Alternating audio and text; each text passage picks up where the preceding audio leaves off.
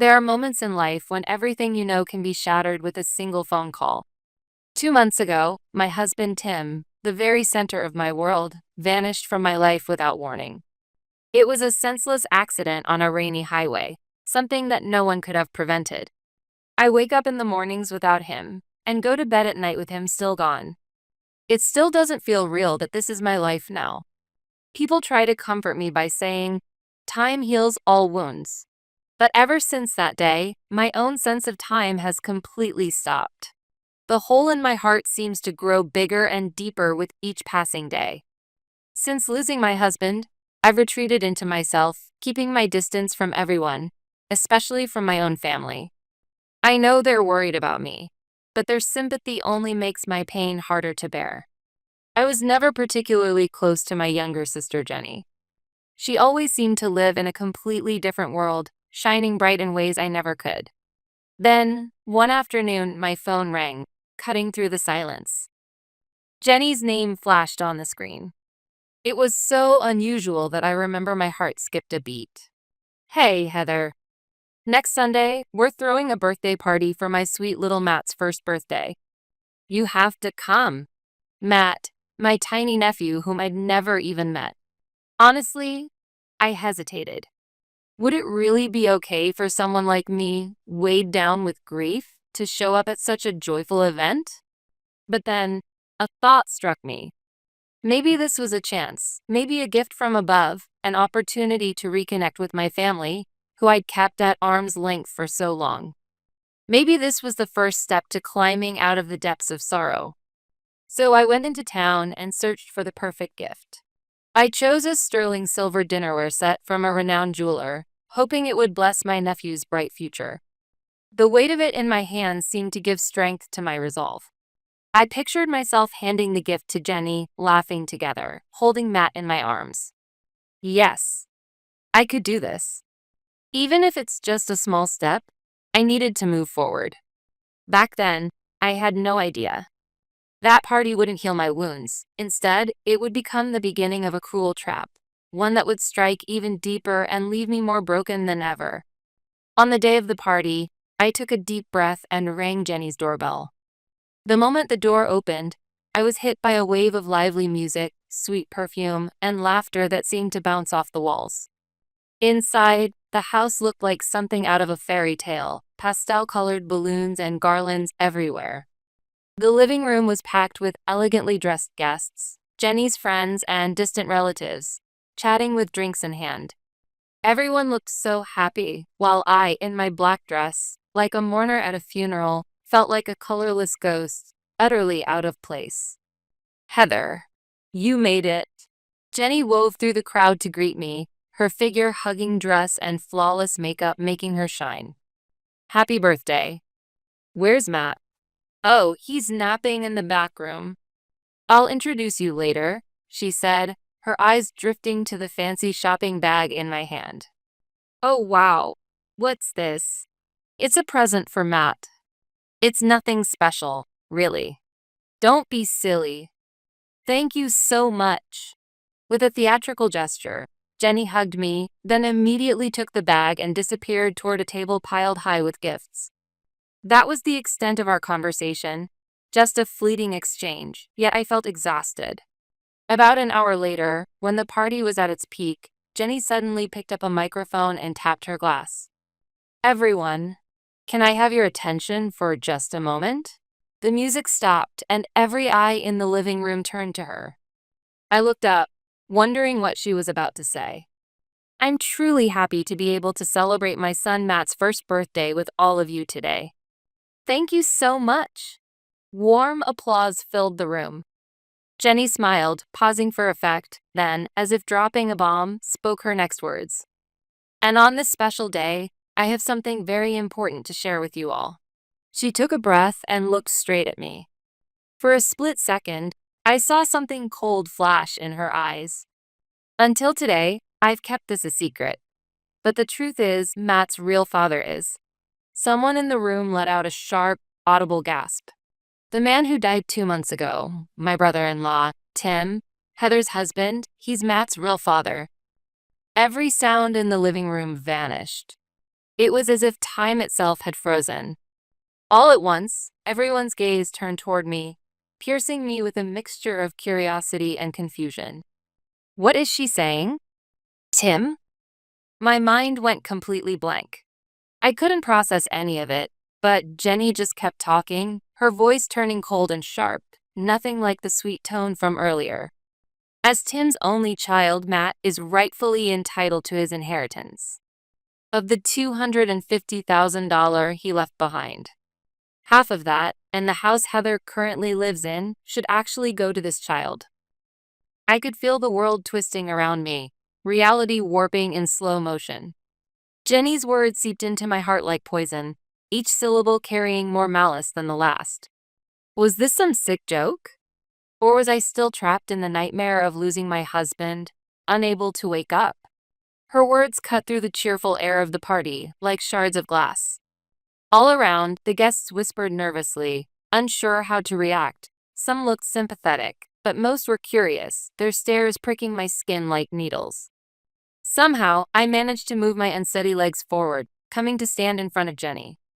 This must be some kind of mistake, Jenny. Tim would never do something like that. My voice was so small and shaky, I almost didn't recognize it as my own. But Jenny didn't even flinch. She gave me a smile, half triumphant, half pitying, then pulled her phone from her bag. Mistake. I don't blame you for thinking that. You never really knew Tim at all, did you? She unlocked her screen with practiced ease and thrust the phone in front of my face. Can you still say the same thing after seeing this? It was a photograph. A restaurant by the sea I recognized instantly. But sitting next to Tim, leaning close and grinning from ear to ear, was Jenny, not me.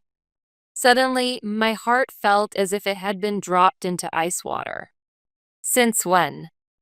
Since the summer before last. That weekend you told me you'd be away on business trips and asked me to watch your house. Jenny began to swiping through the photos, almost enjoying herself. More and more secret memories appeared. A picture of the two of them kissing in what looked like a luxury hotel suite. Jenny curled up asleep in Tim's car. And worst of all, a string of private messages. I can't keep lying to Heather any longer. Jenny, you're the only one I love. When are you going to tell her the truth? I swear I will, before the baby is born. I want to start a new life with you and our child. Every word seared itself into my brain. All the while I'd been suffering through infertility treatments, he'd been planning a new family with my own sister right under my nose.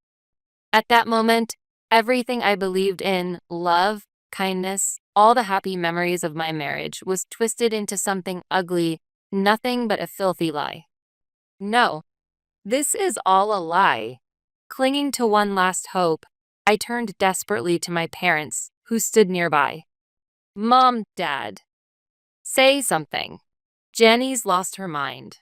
But neither of them tried to stop her. Instead, both looked away, shame written all over their faces.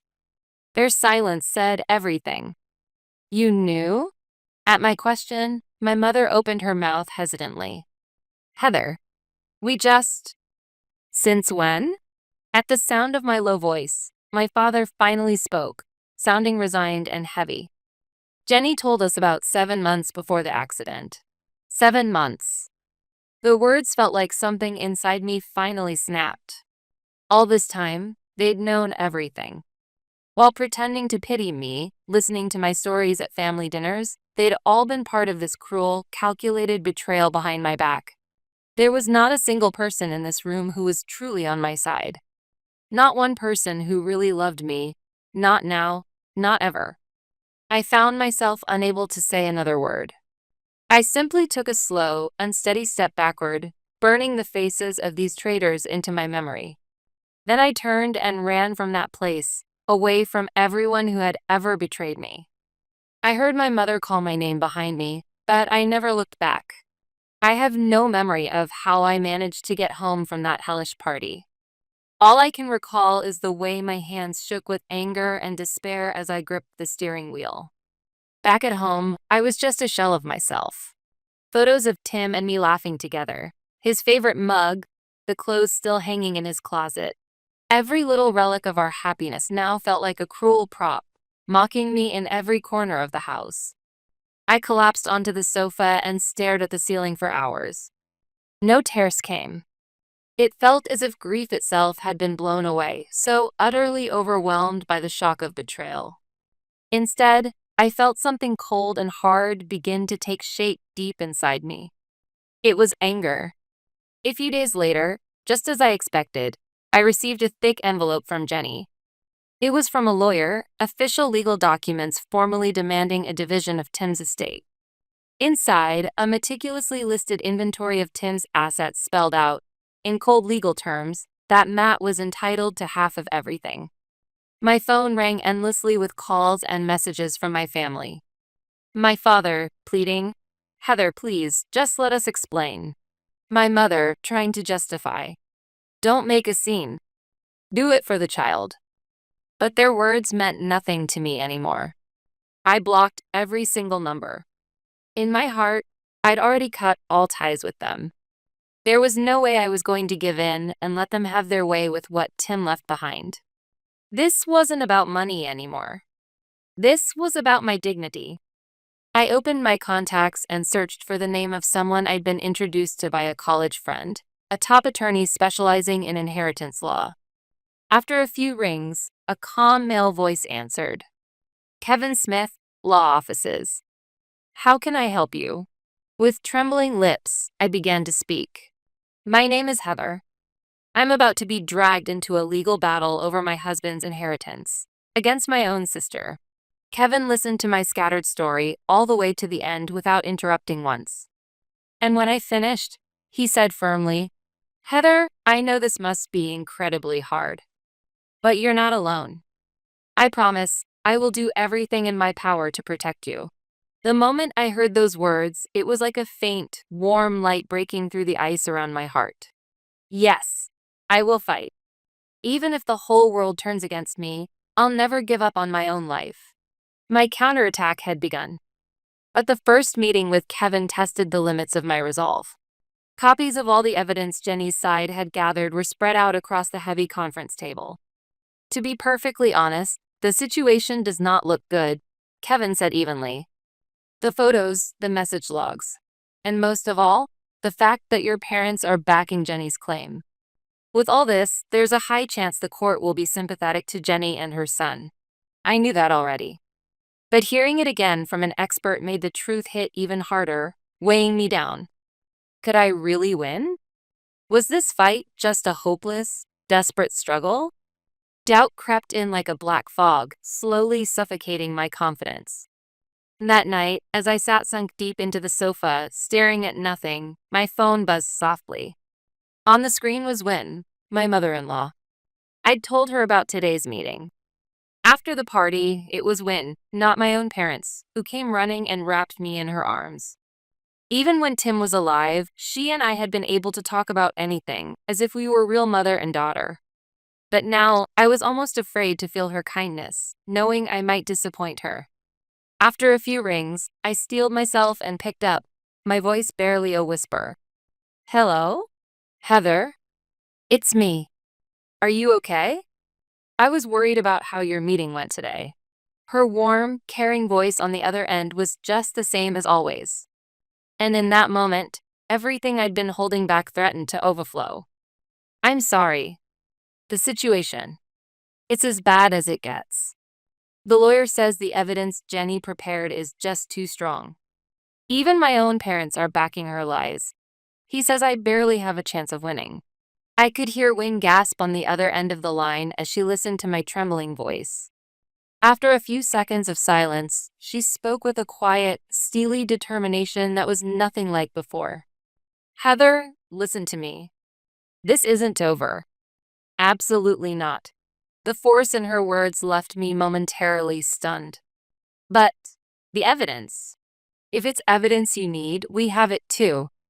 There's one undeniable truth that can overturn all of Jenny's lies from the ground up." She paused for a moment. "It's something I promised Tim I would take to the grave to protect his honor. I've kept it to myself all these years. But this isn't the time to hesitate. Tim's real honor is in protecting the happiness you shared. Heather, can we meet tomorrow? There's something I have to give you. And there's a truth I need to tell you in person. I could feel her seriousness even through the phone, and all I could do was nod weakly. The next day, we agreed to meet at a quiet cafe in the center of town. I arrived first, nervously sipping coffee to soothe my dry throat as I waited. A few minutes later, Wynne walked in. She sat quietly across from me, her expression full of pain as she looked at me. Thank you for coming. First, I need you to believe this. Tim never betrayed you. Those words hit me like a tidal wave. Gina called me, crying, after she found out what happened at the party. She was heartbroken about having to break a promise she made to Tim. But she said, if it's to protect my brother's honor and Heather, then I have no choice. So she told me everything. Wynne slowly, carefully relayed what her daughter had shared. About 6 months before the accident, Tim came to his sister Gina, desperate for advice. He told her that your sister Jenny had been pursuing him relentlessly. At first, he tried to turn her down gently, but her behavior escalated. She even showed up at his work. No, Tim loved you too much to ever want you to find out. He told Gina, Heather is sensitive. I can't let her suffer because of family drama. So he asked her to keep it secret. All those photos and messages Jenny showed at the party? They were all malicious fabrications, created by her alone. Wynne met my eyes directly. Then, from her leather bag, she pulled out a slightly worn brown envelope and slid it across the table to me. With trembling hands, I opened the envelope. Inside were several medical records, bearing the name of a local general hospital. The moment I read the technical medical terms, I was at a loss for words. Diagnosis: azoospermia. Male infertility. Probability of natural conception is nearly 0. It felt like I'd been struck in the head. Wynne quietly explained. When he was a student, Tim was in a car accident. He survived, but afterwards, the doctor found an abnormality in one of his testicles. Further testing revealed he was infertile. The only people who ever knew were me and Gina, whom Tim told himself. Tears streamed down my cheeks, unstoppable. But they weren't tears of sorrow. They were tears of relief, because the love I believed in had never been tainted. My husband had never betrayed me. Even while suffering as a man, he kept that secret with his sister, fighting the burden alone so he could protect me. A new feeling took hold in my heart, a quiet, unyielding resolve, harder and stronger than anger. This was no longer just a fight for my own dignity. Now, I was fighting to protect the honor of the man I loved, and the truth of our marriage together with his family. With this, I could completely overturn the flawless lie Jenny had created. It was the one piece of absolute, undeniable evidence. I gripped the medical records tightly. The air in the courtroom was cold and tense. In the gallery, relatives from the party and curious onlookers whispered, their eyes boring into me. All I could do was stare straight ahead, clutching Kevin's hand tightly at my side. On the witness stand, Jenny played the tragic heroine. A plain black dress, barely any makeup. With the occasional tear and trembling voice, she told her forbidden love story with Tim as if it were gospel truth. We truly loved each other. But we couldn't bear to hurt my sister, so we kept it secret. My parents took the stand next, perfectly backing up Jenny's lies. My mother cried as she described their struggle with the relationship. My father testified gravely that Tim was truly looking forward to Matt's birth. Their story was airtight, and even the judge's face seemed to be softening with sympathy for Jenny. I could even hear quiet sobs from the gallery. It felt like I was being slowly suffocated, caught in an inescapable web of malice. Jenny's witnesses finished, and the courtroom fell silent. Kevin stood up quietly. Your Honor, at this time, the defense would like to submit a decisive piece of evidence. He handed copies of the medical records Wynne had given him to the judge and Jenny's attorney. The courtroom buzzed with whispers as Jenny's lawyer looked over the documents, a deep frown creasing his brow. What is this? These are the test results from when the late Tim was in a car accident as a student. As clearly stated, he was incapable of fathering children from that time onward. The entire courtroom fell dead silent. For the first time, Jenny's once confident expression froze.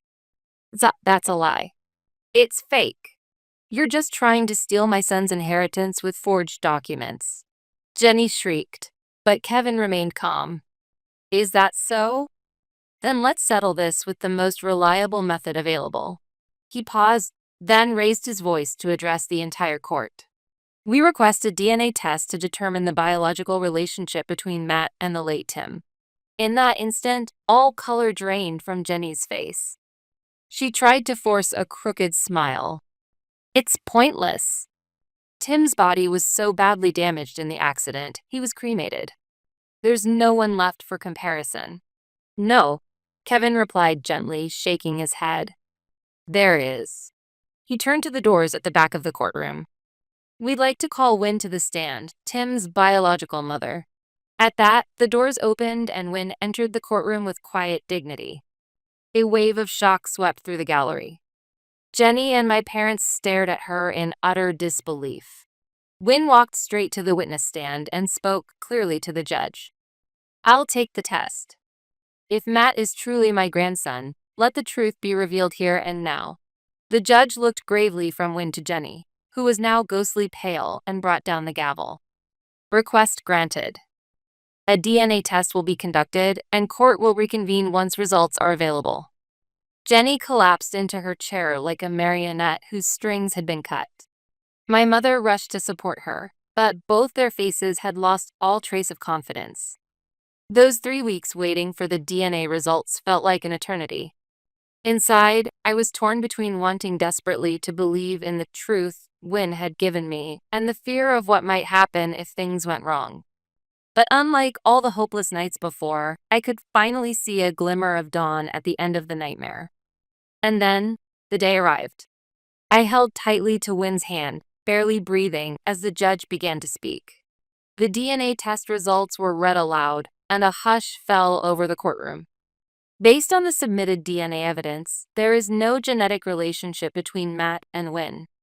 Therefore, it is conclusively determined that the late Tim is not Matt's biological father. The judge's solemn voice echoed through the room. Jenny sat there, shaking uncontrollably, muttering, "No, no," over and over. My parents beside her looked as if they'd turned to stone. The elaborate web of lies they'd spun together crumbled instantly before the undeniable truth of science. The court finds fully in favor of the defendant, Heather. The sound of the gavel marked the end of this long nightmare. Outside the courthouse, the cold air felt wonderful on my flushed cheeks. As I took a deep breath, my parents came rushing over, panic and regret written all over their faces.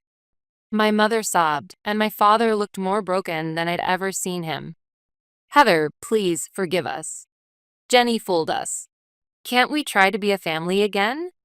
We're so sorry for everything. But their words left no trace on my heart.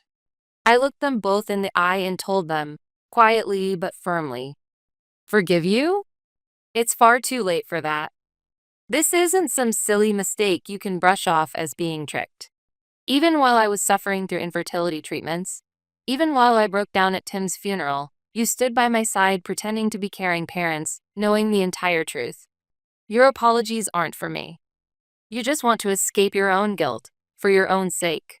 The family I once longed for no longer exists.